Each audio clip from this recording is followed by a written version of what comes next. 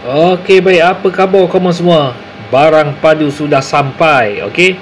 Model terbaru daripada Sofin, model SK40, okey. Maksimum lumen dia 3200 lumen dan boleh pergi hampir 600 meter. Okey, body alloy aluminium, bateri 5 ke 7 jam.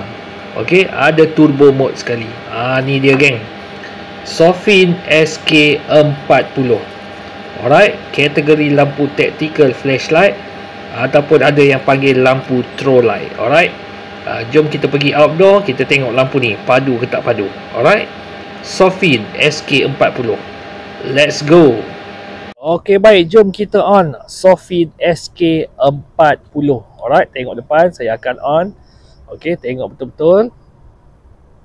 Dia makin lama makin cerah. Ok, tengok tu, dia ada turbo mode. Ini mode yang pertama. Okey, mode pertama, kita tekan lagi mode yang kedua. Nampak tu makin lama makin cerah. Okey, tekan lagi mode yang ketiga. Tu dia geng. Kita tekan lagi. Okey, dia terus ke mode pertama. Untuk turbo mode dia tekan 2 kali, 1 2. Ambil kau. Memang cerah satu jalan ni. Okey, nampak tu saya suluh.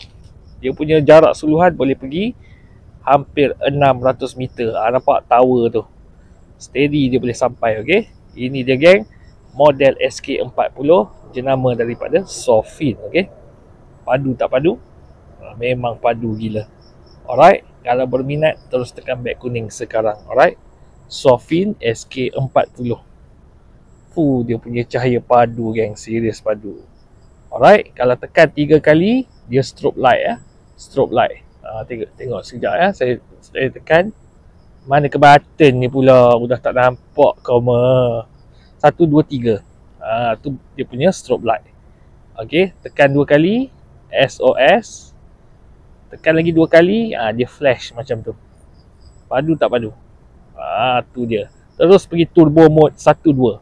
Pum, ambil kau. Tu dia geng. Okey, macam biasa, berminat, beg kuning ada dekat bawah. Sofin SK40, memang mantap, memang padu.